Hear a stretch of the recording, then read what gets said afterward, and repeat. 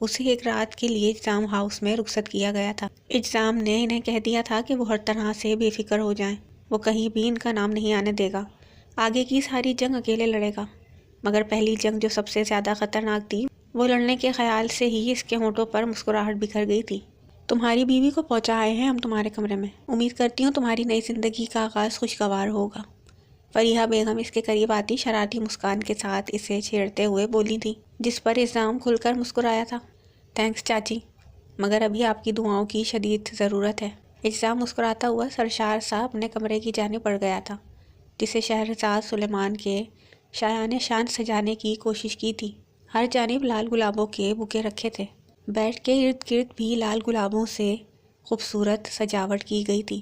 سب کچھ بالکل ویسا ہی تھا جیسا کسی نئی نویلی دلہن کے استقبال میں کیا جاتا تھا، مگر شہرزاد جو پہلے ہی غصے سے ابل رہی تھی، اس ساری سجاوٹ نے جلتی پر تیل کا کام کیا تھا۔ فریحہ بیگم کے جاتے ہی اس نے سیج سے ان پھولوں کو نوچ کر پھینک دیا تھا۔ وہاں جتنے بھی بوکے رکھے تھے، ان سب سے پھولوں کو نوچ دیا تھا۔ ہر جانب پھولوں کی پتیاں بکھر گئی تھیں۔ جب اسی لمحے اجزام قریشی نے روم میں قدم رکھا، اندر کا منظر اس کی توقع کے عین مطابق تھا۔ ویلکم ٹو مائی لائف جان من۔ اندر آتے ہی بآواز بلند سلام کرتے اس نے شہرزاد کے ہاتھ کو وہیں ساغ کر دیا تھا۔ وہ جھٹکے سے پلٹی تھی جب سامنے ہی وہ اپنی وجاہت سے بھرپور شخصیت کے ساتھ کھڑا نظر آیا تھا۔ چہرے پر دلکش مسکراہٹ بکھری ہوئی تھی۔ وہ محبت پاش نگاہوں سے دیکھتا اس کی جانب بڑھ رہا تھا۔ شہرزاد سر سے پیر تک جل اٹھی تھی۔ تمہیں کیا لگتا ہے یہ سارا گیم رچا کر تم مجھے حاصل کر لو گے؟ بھول ہے تمہاری یہ، تمہاری زندگی کی سب سے بڑی بھول۔ شہرزاد تپ کر بولی تھی، میری زندگی کی بھول تو یہ بھی تھی کہ میں کبھی تم سے نکاح کر پاؤں گا، ہے نا؟ مگر دیکھو میں اپنے الفاظ کا کتنا سچا نکلا۔ میں نے تم سے کہا تھا کہ تمہاری اگلی ملاقات ہمارے بیڈ روم میں ہوگی، اور دیکھو اس وقت تم مسز اجزام قریشی بنی میرے پاس موجود ہو۔ اجزام کو سادہ سے حلیے میں بھی اس وقت وہ دنیا کی سب سے حسین ترین لڑکی معلوم ہو رہی تھی۔ بھولو مت تم نے یہ نکاح حلالہ کی شرط پر کیا ہے، کل تمہیں مجھے طلاق دینی ہوگی۔ شہرزاد اس کے فاصلے پر کھڑے ہونے کی وجہ سے خود میں حوصلہ پیدا کرتے بول رہی تھی۔ اس کی بات پر اجزام کی مسکراہٹ مزید گہری ہوئی تھی۔ معصوم لڑکی، تمہیں اب بھی ایسا لگ رہا ہے کہ میں نے یہ نکاح حلالہ کی شرط پر کیا ہے؟ جو انسان تمہیں اپنے نام لگوانے کے لیے مرا جا رہا تھا، وہ حلالہ کی شرط پر نکاح کر کے تمہیں طلاق دے دے گا؟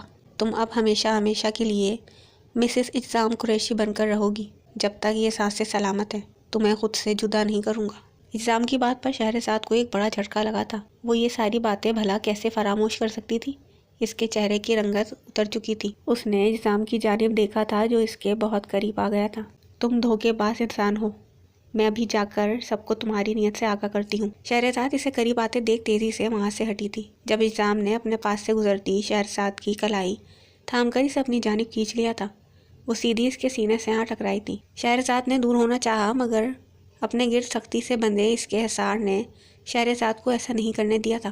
تم کہیں نہیں جا سکتی۔ اجزام نے ہاتھ بڑھا کر اس کے گرد لپٹی شال کو اتار دیا تھا۔ شہرزاد مسلسل اس سے دور ہونے کی کوشش کرتی اس کی گردن کو اپنے ناخنوں سے نوچ چکی تھی۔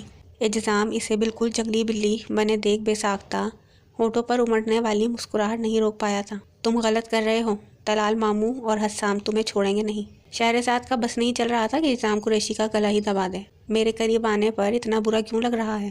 حلالہ کی شرط تم بھی اچھے سے جانتی ہو۔ آج کی رات تم میرے پاس کیوں بھیجی گئی ہو، سب پتہ ہے تمہیں۔ پھر یہ احتجاج کس بات کا ہے؟ تم حلالہ کی یہ شرط کسی انجان انسان کے ساتھ پوری کرنے کے لیے تو تیار ہو گئی تھی، صرف مجھے نیچا دکھانے کے لیے۔ اتنی نفرت کرتی ہو مجھ سے؟ اجزام کی کہی جانے والی بات پر شہرزاد کے جسم کا پورا خون نچوڑ کر چہرے پر آ ٹھہرا تھا۔ اس کی مذمت دم توڑ گئی تھی۔ اس نے نگاہیں اٹھا کر اجزام کی جانب دیکھا تھا، مگر نگاہوں کے ملاپ پر اجزام کی آنکھوں میں کچھ ایسا تھا کہ وہ دوبارہ اس کی جانب نہیں دیکھ پائی تھی، اور کچھ لمحوں کے لیے بھول ہی گئی تھی کہ اسے یہاں کس لیے بھیجا گیا تھا۔ وہ اس شخص سے اپنی ضد و نفرت نبھانے کے چکر میں سب کچھ فراموش کر گئی تھی۔ وہ کتنا بڑا گناہ کرنے کی نیت رکھتی تھی، وہ سب تصور میں لاتے وہ سختی سے اپنی آنکھیں میچ گئی تھی۔ اجزام کا ارادہ اسے شرمندہ کرنے کا بالکل بھی نہیں تھا، مگر وہ اسے احساس دلانا چاہتا تھا کہ اس کی ضد میں آ کر شہرزاد اپنے ساتھ کیا کرنے والی تھی۔ اجزام نے اسے اپنے حصار سے آزاد کر دیا تھا۔ شہرزاد نگاہیں جھکائے خاموشی سے اس کے سامنے کھڑی تھی۔ شہرزاد کا چہرہ خطرناک حد تک لال ہو چکا تھا، آنکھیں آنسوؤں سے تر تھیں، نازک وجود ہولے سے لرز رہا تھا۔ اجزام قریشی کے دل کو کچھ ہوا تھا، یہ نادان لڑکی اپنے ساتھ غلط کر رہی تھی۔ لیکن وہ اس کے ساتھ کبھی کچھ غلط نہیں کر سکتا تھا۔ وہ جھکا تھا اور شہرزاد کے گال پر اپنے لب رکھ دیا تھا۔ اس کے شدت بھرے ہونٹوں کے لمس پر شہرزاد کی دھڑکنیں منتشر ہوئی تھی۔ اس کی رنگت خطرناک حد تک لال ہو گئی تھی۔ یہ شخص اب اس کے ساتھ کیا کرنے والا تھا؟ یہ سوچ کر ہی اسے اپنی ٹانگوں سے جان نکلتی محسوس ہوئی تھی۔ اس کی گرم سانسوں کو اپنے چہرے پر محسوس کرتے شہرزاد نے اپنی آنکھیں میچ لی تھیں۔ جب اسے اپنے کان کی لو پر اس کے ہونٹوں کا لمس محسوس ہوا تھا۔ اجسام قریشی کبھی کسی بھی معاملے میں شہرزاد سلیمان کو مجبور نہیں کرے گا۔ میں کبھی نہیں چاہوں گا تم خود پر جبر کر کے میرے قریب آؤ۔ تمہیں پوری طرح سے اسی دن اپناؤں گا جب تمہاری طرف سے ذرا سی بھی رضامندی محسوس ہوئی۔ اسی دن میری شدتوں سے آگاہ ہوگی تم کہ اجسام قریشی کی شہرزاد سلیمان سے عشق کی انتہا کیا ہے۔ اس کے کان کی لو چومتا وہ ذرا جھک کر اس کی شاہرگ پر اپنے لب رکھتا پیچھے ہٹ گیا تھا۔ دل تھا کہ مسلسل گستاخیوں پر آمادہ کیے ہوئے تھا، مگر وہ شہرزاد کو مزید خود سے بدظن نہیں کر سکتا تھا، اس لیے اپنے دل کو پتھر کرتے وہ دور ہوا تھا۔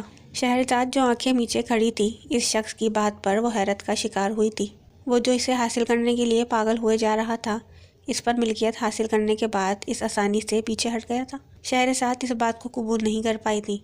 کوئی مرد اتنے مضبوط نفس کا مالک کیسے ہو سکتا تھا؟ شہرزاد کو حسام کی کہی جانے والی بہت ساری باتیں یاد آئی تھیں، جن سے وہ بہت ٹارچر بھی ہوتی تھی۔ حسام نے کئی بار اس سے ساتھ باہر جانے کو کہا تھا، رخصتی سے پہلے اس کے ساتھ ازواجی تعلقات قائم کرنے پر زور دیا تھا، مگر وہ نہ تو اتنی جلدی رخصتی کرنے پر تیار تھی اور نہ ہی ایسے کسی فال کے لیے۔ یہی وجہ تھی کہ حسام اس سے اکثر ناراض اور غصہ ہی رہتا تھا۔ شہرزاد سے اس کے نکاح میں ہونے کے باوجود کبھی اسے اپنے قریب بھی نہیں آنے دیا تھا، جتنا ابھی کچھ سیکنڈز پہلے اجسام قریشی آ چکا تھا۔ اگر حسام نے ایسی کوئی کوشش بھی کی تھی تو شہرزاد نے اسے سختی سے منع کر دیا تھا۔ یہی وجہ تھی کہ حسام اس پر شک کرتا تھا کہ شاید وہ کسی اور میں انوالو ہے، تبھی اسے اپنے قریب نہیں آنے دے رہی۔ وہ کئی بار اس پر الزام بھی لگا چکا تھا، کبھی کسی ڈاکٹر سے بات کرنے پر تو کبھی کسی پیشنٹ سے، مگر شہرزاد اپنے دل کو حسام قریشی کو اپنا یقین دلانے اپنے قریب کرنے پر راضی نہیں کر پائی تھی۔ اور آج حسام قریشی کے نکاح میں آنے کے بعد اسے اس شخص کا چھونا اور قریب آنا برا نہیں لگا تھا۔ اس کے ساتھ ایسا کیوں ہو رہا تھا وہ سمجھ نہیں پائی تھی، مگر اسے اپنی اس کیفیت پر جی بھر کر غصہ آ رہا تھا۔ اجسام روم سے جا چکا تھا جب شہرزاد دروازہ لاک کرتی سائڈ ٹیبل پر رکھے اپنے پرس سے ڈائری نکالتی بیڈ پر ہی بیٹھی اپنی عادت کے مطابق اس پر اپنی دلی کیفیت عیاں کرتی چلی گئی تھی کہ اپنے دل کی باتیں شیئر کر سکیں۔ اس لیے وہ اپنی ہر بات ڈائری پر عیاں کرتی تھی اور اس ڈائری کو بہت ہی سیف لاکر میں رکھتی تھی تاکہ کبھی کسی کے ہاتھ نہ لگ سکیں۔ اس نے بالکل بھی نہیں سوچا تھا کہ آج کی رات اتنے اچھے طریقے سے گزر جائے گی۔ ڈائری لکھتے اسے 1 بج چکا تھا۔ وہ ہمیشہ جلدی سونے کی عادی تھی، مگر آج تو جیسے نیند آنے کا نام ہی نہیں لے رہی تھی۔ ڈائری بند کر کے اسے ایک باکس میں محفوظ کر کے لاک کرتی وہ واپس پرس میں ڈال گئی تھی۔ اس باکس کا کوڈ صرف شہرزاد کو ہی پتا تھا، جو کوئی انسان سوچ بھی نہیں سکتا تھا۔ رات کا دوسرا پہر شروع ہو چکا تھا جب اجسام روم میں داخل ہوا تھا۔ اس کی نگاہیں کمبل میں لپٹے اپنے بیڈ پر بے خبر سوئے وجود پر پڑی تھیں۔ وہ آگے بڑھا تھا اور دوسری سائڈ سے آ کر بیڈ پر نیم دراز ہوا تھا۔ شہرزاد کے اتنے قریب آتے اس کے دل کی حالت غیر ہوئی تھی۔ وہ کروٹ کے بل سر کے نیچے بازو ٹکائے ذرا سا اوپر ہوتا شہرزاد کے چہرے سے کمبل ہٹا گیا تھا۔ آنکھیں موندے وہ گہری نیند میں لگ رہی تھی، مگر اس حسین مورتی نے اجسام قریشی کی نیندیں آج اڑا کر رکھ دی تھی۔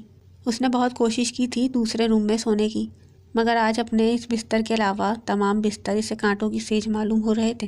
وہ مہکتا نازک وجود اس سے اس کی سانسیں چھین رہا تھا۔ اجسام خود کو نہیں روک پایا تھا۔ ہاتھ بڑھا کر اس نے شہرزاد کی کمر میں بازو حائل کرتے سے اپنی جانب کھینچ لیا تھا۔ وہ سیدھی اس کے سینے سے آ لگی تھی۔ اس کے کمبل کو اپنے گرد لپیٹتے وہ اس کی گردن تلے اپنا بازو رکھتا اس کی مہکتی زلفوں کو اپنے ہونٹوں سے محسوس کرنے لگا تھا۔ اس کا ایک ہاتھ شہرزاد کی کمر پر جبکہ دوسرا شہرزاد کے سر کے نیچے ہوتا اس کی گردن کی ملائمیت کو چھو رہا تھا۔ زیرو پاور کی مدھم سی روشنی میں شہرزاد کی گہری بوجھل سانسیں اجسام کے دل پر مزید قیامت برپا کر رہی تھیں، مگر وہ دل کے لاکھ اکسانے پر بھی کوئی گستاخی کرنے پر تیار نہیں ہوا تھا۔ اس شخص کی بے بسی انتہا پر تھی۔ شہرزاد کی ٹانگوں کو اپنی ٹانگوں سے لاک کرتا وہ اس کی گردن میں اپنا چہرہ چھپاتا آنکھیں موند گیا تھا۔ اس کے وجود سے اٹھتی مہکتی خوشبو اجسام قریشی کی سانسوں میں اترتی اس کی تڑپتی روح کو سکون پہنچا گئی تھی۔ اجسام قریشی کے سو جانے کے احساس ہوتے ہی شہرزاد نے آنکھیں کھول دی تھیں۔ وہ تو سوئی ہی نہیں تھی۔ اس نے اجسام قریشی کا روم میں آنا اور پھر اپنی سانسوں کے قریب آنا محسوس کیا تھا۔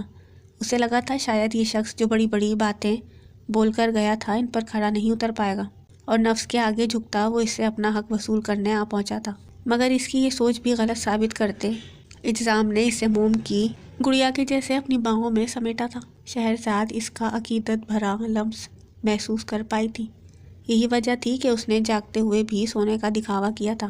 اس وقت بھی اس کی گرم سانسوں سے شہرزاد کو اپنی گردن جھلستی محسوس ہو رہی تھی۔ اس کے انابی لبوں کا لمس شہرزاد کی شہرک پر تھا، جبکہ اس نے جس مضبوطی کے ساتھ شہرزاد کو جکڑ کر پوری شدت سے اپنے سینے میں چھپا رکھا تھا، شہرزاد ہلنا تو دور کی بات ٹھیک سے سانس بھی نہیں لے پا رہی تھی۔